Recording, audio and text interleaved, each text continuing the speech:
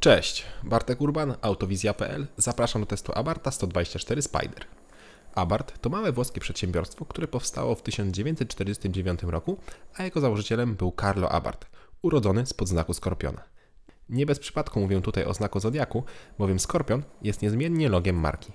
Marki, która w swojej bogatej historii zajmowała się przerabianiem takich samochodów jak Renault, Alfa Romeo, Simca oraz oczywiście Fiat. W 1971 roku Abarth oficjalnie stał się częścią spółki Fiata i to dzięki niej Fiat stał się czterokrotnym rajdowym mistrzem świata w klasie producentów. Kluczem do sukcesu był model Fiat Abarth 131 Rally. Później niestety zawieszono działalność marki Abarth, aby w 2007 roku ponownie ją wskrzesić. Obecnie firma posiada dwa modele w swojej ofercie: Abarth 500 oraz bohater dzisiejszego testu, czyli Abarth 124 Spider. No właśnie, tak jak mówiłem, firma zajmuje się przerabianiem aut, więc Abarth 124 Spider to tak naprawdę przerobiony Fiat 124 Spider. Gdyby tego było mało, to Fiat 124 Spider to tak naprawdę przerobiona Mazda MX-5. Taka mała incepcja motoryzacyjna, ale takie są fakty. W 2016 roku Fiat połączył siły z Mazdą i wskrzesił swojego legendarnego roadstera model 124. Wizualnie to prawdziwy Włoch, natomiast mechanicznie to Mazda MX-5. Poza oczywiście sercem, które w tym wypadku również jest włoskie. Do Fiata trafiła turbo doładowana jednostka 1.4 T-Jet, która osiąga 140 koni. Japończycy posiadają tylko i wyłącznie wolnosące silniki i to jest największa mechaniczna różnica.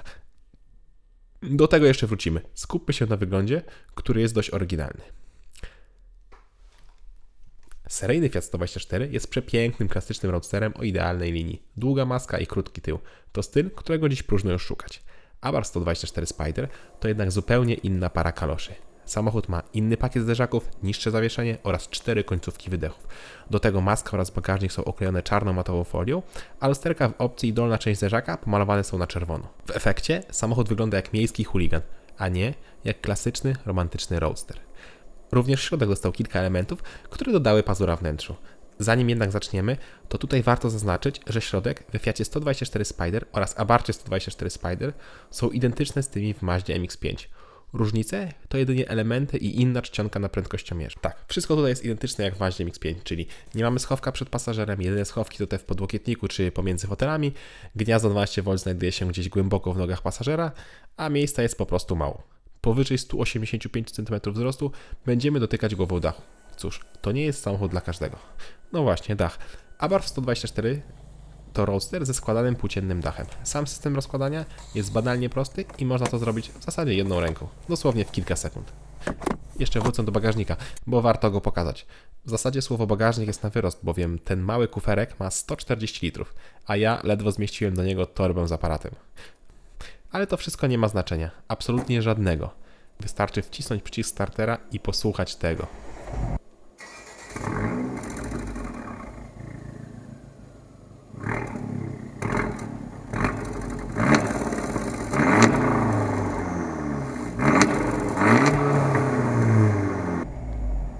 Dalibyście wiarę, że jest to silnik czterocylindrowy o pojemności zaledwie 1.4? Układ wdechowy Abartha 124 Spider to majstersztyk. Podczas spokojnej jazdy auto bulgocze i warczy, a wraz z przyspieszeniem dźwięk jest coraz głośniejszy i przeradza się w krzyk. Przy szybkiej zmianie biegów 4 końcówki potrafią strzelić w taki rajdowy sposób. Poezja.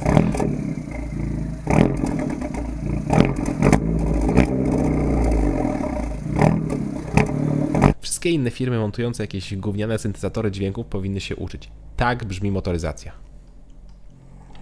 Abarth 124 Spider to na szczęście nie tylko sam dźwięk. Auto bazuje na Mazdzie MX-5, a ta prowadzi się przecież znakomicie. Tutaj jest o dziwo jeszcze lepiej. Układ kierowniczy wydaje się nieco bardziej precyzyjny i reaguje jeszcze szybciej niż w Japończyku. Zawieszenie zostało opracowane we współpracy z firmą Bilstein i jest minimalnie sztywniejsze niż w Mazdzie, przez co genialnie czujemy, co się dzieje pod naszymi kołami.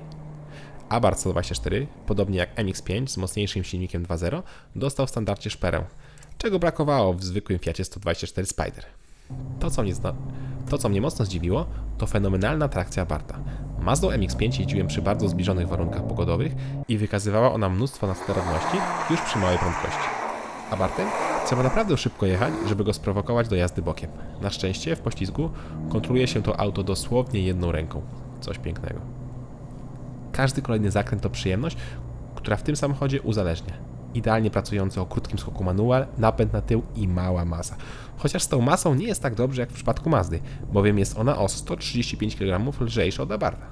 A to ogromna różnica. Mimo wszystko, jazda to sama przyjemność, ale żeby nie było, auto nie boi się prostych. Samochód do pierwszej setki przyspiesza w czasie 6,8 sekundy i dokładnie tyle udało mi się uzyskać podczas moich pomiarów i to na zimowych kołach. Gdyby było cieplej i gumy lepiej by się kleiły, możliwe jest zejście do 6,5 sekundy.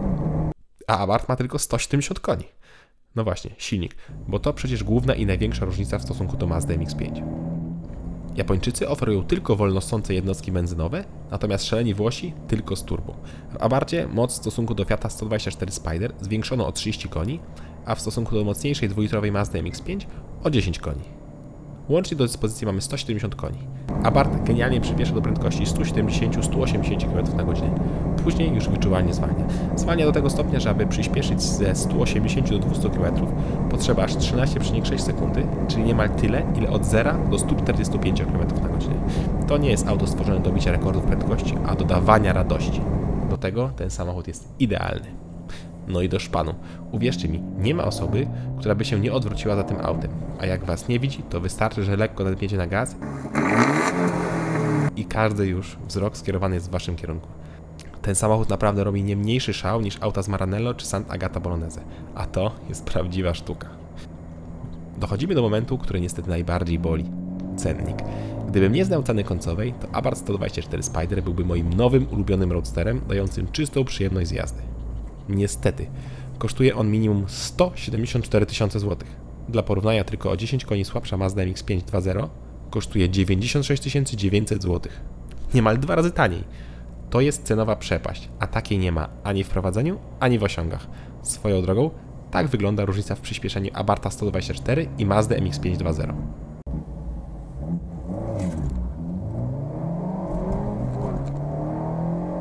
Auta praktycznie idą łeb w łeb, a główna różnica będzie tkwić w kierowcy i jego umiejętności w operowaniu manualną skrzynią biegów. Oczywiście, przewaga Abartha to niesamowity dźwięk i nietuzinkowy wygląd. Jest to auto zdecydowanie bardziej unikatowe, ale niestety nie warte aż tak dużej dopłaty. Mimo wszystko, jeśli was stać i chcecie auto, które wzbudzi ogromne zainteresowanie, to Abarth 124 Spider wydaje się świetnym wyborem.